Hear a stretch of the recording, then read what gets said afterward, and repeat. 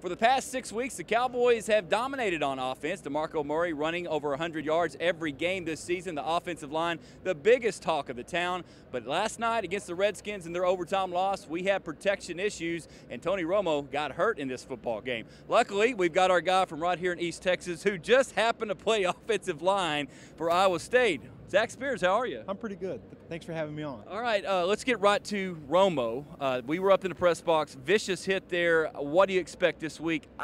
My gut tells me he's going to play because he's a tough guy, but should he play?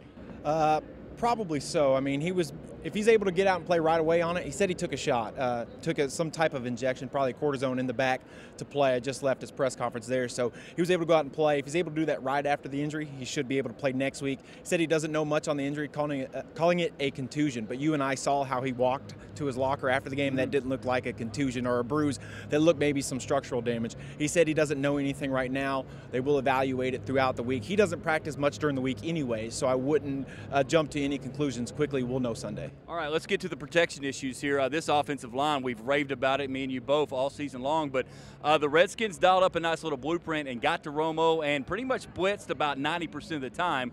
Were the Cowboys ready for that? No, and Tony Romo mentioned that in the press conference as well as talking to some of the offensive linemen.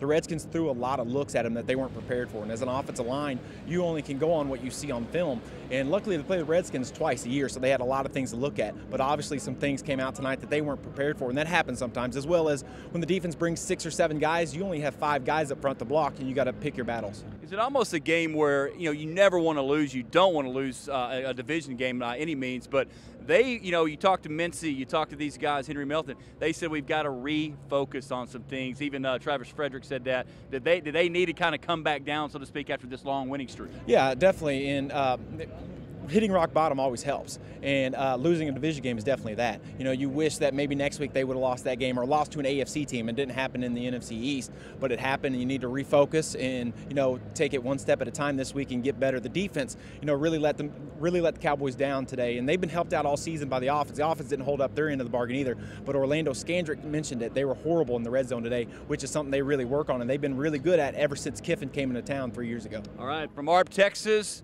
to covering the Cowboys. Big Zach Spears, we appreciate your time right there. And that's going to do it for us. Cowboys go down in overtime 20-17. We'll see how they bounce back this coming Sunday. Big one with the Cardinals coming to town right here at Cowboys AT&T Stadium.